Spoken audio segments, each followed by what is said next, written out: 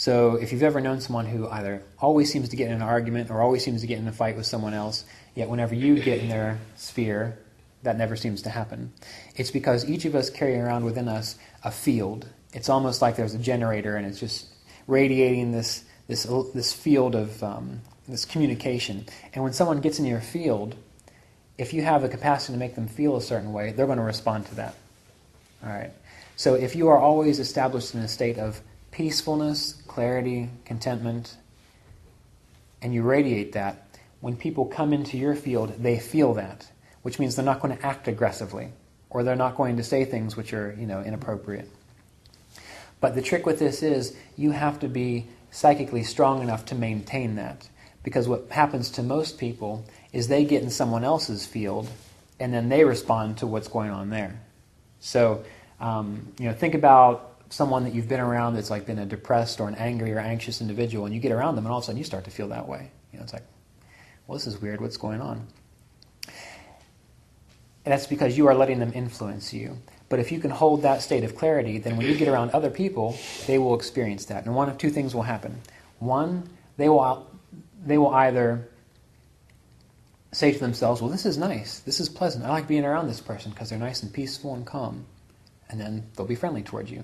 Or some people don't like that. They don't like being calm and peaceful. They prefer the drama and the agitation. They'll say, oh, I don't like this at all, this is uncomfortable, this is too quiet, and they'll just leave.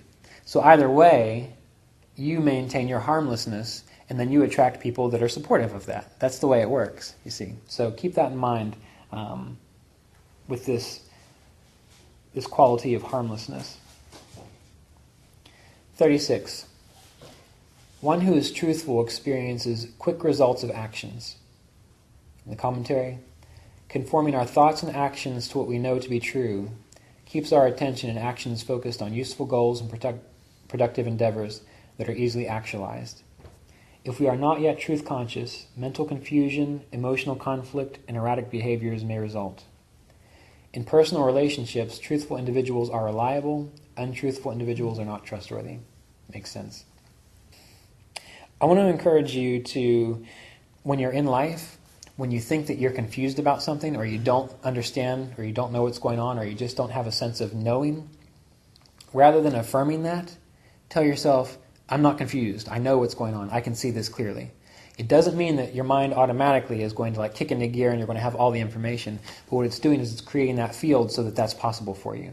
Because if you hold the state that you don't know or that you are confused, then that's going to continue. So anytime that you feel you don't know something or you don't know the truth about a matter, just tell yourself, I do know the truth about this and I'm ready to experience that. So that will help you maintain this state of truth and truthfulness. 37. One who does not steal, has no thoughts of stealing from others, experiences prosperity and good fortune.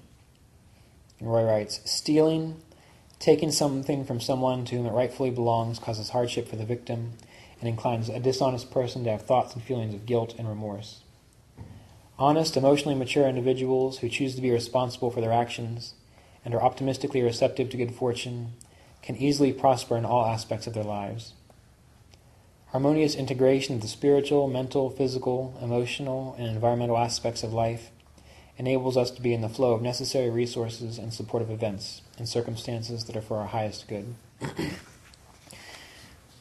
So again, this goes back to the idea of, for example, when someone experiences prosperity or good fortune, you feel good for them. Even if you don't have it, you feel good for them. Because that is, again, creating that field of enjoying prosperity and good fortune. Even if it's for someone else, it allows you to experience it as well. If you have the sense that you need to steal or take from another person, then in your consciousness, what you are affirming is that you don't have enough and you are not supported in this life. And if you are aware of that, then again, you need to go inside and work from the inner level and make it so that you feel that you are provided for in all ways. What you'll find is if you change your consciousness, what happens outwardly is in line with what you experience internally. I work for myself, so I'm pretty much in charge of if I make money or not. And I have found that on those days when I think to myself, man, I don't have any clients, I'm not going to be able to pay my bills this month. I mean, what am I going to do? When I'm thinking that way, no one ever calls me, No one ever sends me an email to hire me to do anything. Okay? And I've noticed that if I see that and I change it, and I say, you know what, this is great. I've got everything I need. I'm ready to help people and, be supportive in whatever way I can. Like I'm here and I'm ready to go and I've got everything I need. If I can truly get in that state and feel it, I guarantee you, within the duration of me having that experience in meditation, people will start sending me emails, or I'll get messages on my phone like, oh, I'd like to set up a session, or hey, why don't you come and teach the yoga teacher training? So I have seen this work over and over again. Based on my state of consciousness, my level of prosperity is they are relative to each other. One affects the other. So remember that. 38. This is an excellent one. When all thoughts and actions are fully conformed to one's aspiration to be self-realized, physical, mental, and spiritual strength is acquired. This particular theme or idea in Sanskrit is called brahmacharya.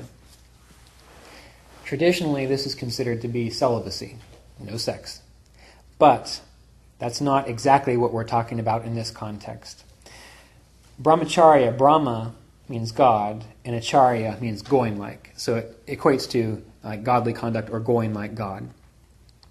And what this is pointing out to you is that whatever you want to experience, and here we're thinking of self-realization, if that is your goal, and you make choices that are supportive of that goal, then you acquire the physical, mental, and spiritual strength that is necessary to achieve that goal. And this applies to other aspects of life too. If you want to live a long time healthily, you have to have a reason to want to live that long in a healthy way. Most people don't have any purpose or goal or reason to be healthy and happy and clear. And so they just wander around, they get sick and they die, or they have, unpleasant circumstances. But what you'll find is, again, if you have a direction that you are going, the universe, the world makes a way for that to happen. And if you need physical strength, if you need mental stability, if you need spiritual strength, that will be provided for you. And brahmacharya, in this context, to wake up, to be clear, you have to have all of your energy and all your resources dedicated in that direction. So whoever you hang out with is supportive of it. Whatever choices you make in life are supportive of clarity, of wholeness.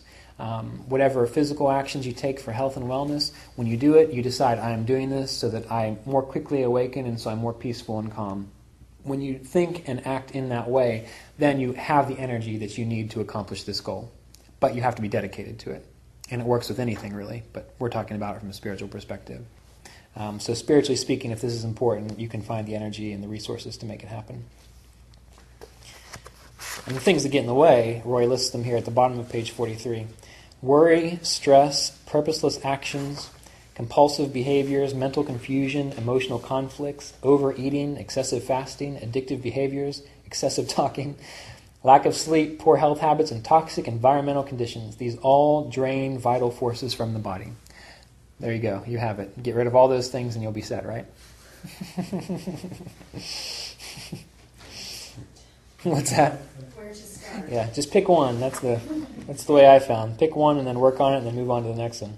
You've got an eternity, right? 39. As attachments are renounced, knowledge of higher realities and cosmic processes is acquired.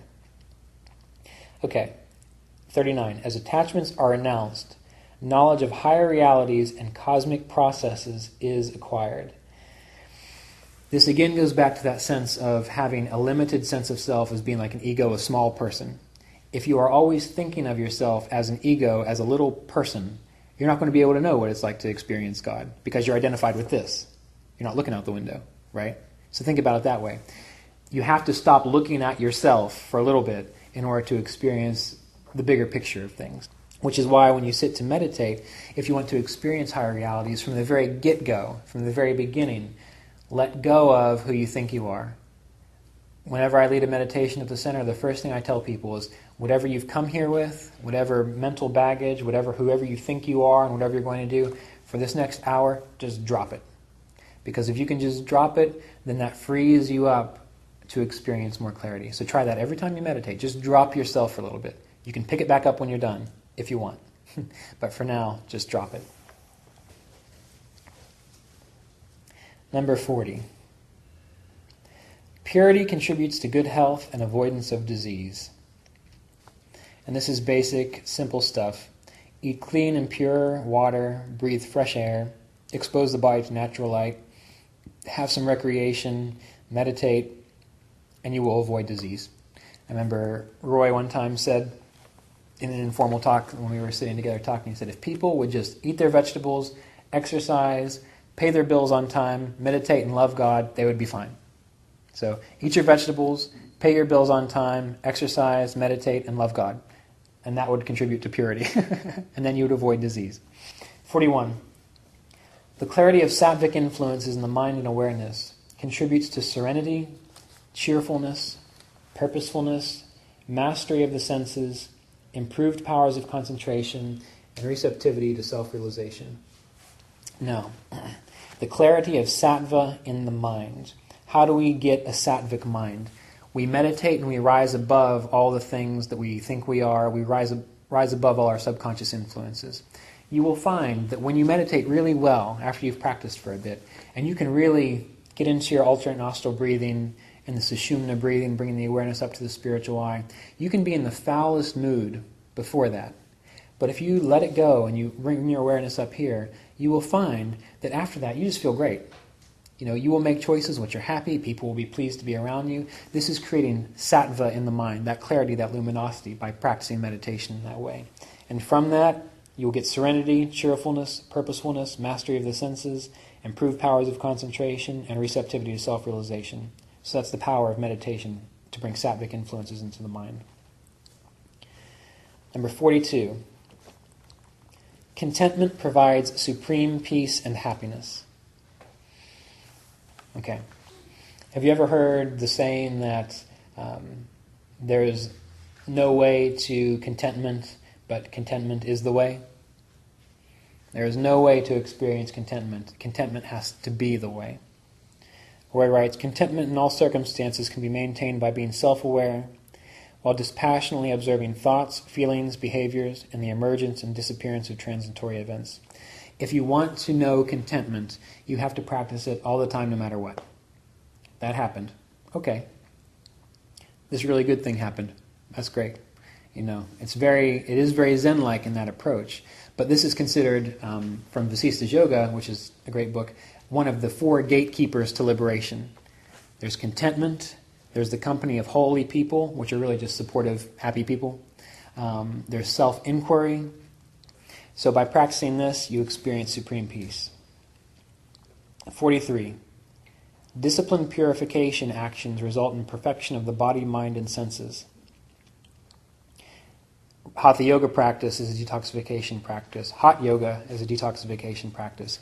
Alternate nostril breathing is a detoxification practice. Using a neti pot, when you use a neti pot, you get salt water and run it through your nose. That is a detoxification practice. Anything that detoxifies the mind, it will help to perfect the body, the mind, and the senses. Disciplined in a way. 44. Insightful study and analysis of higher realities and intensive spiritual practice results in God realization. And Roy writes, an intellectual understanding of what God is, what souls are and their origins, and physical and metaphysical laws of cause and effect enables us to know our relationship with God and the universe, live effectively, and meditate skillfully. And we'll finish up with 45 before we take a break. Self-realization is perfected by devotional surrender to God.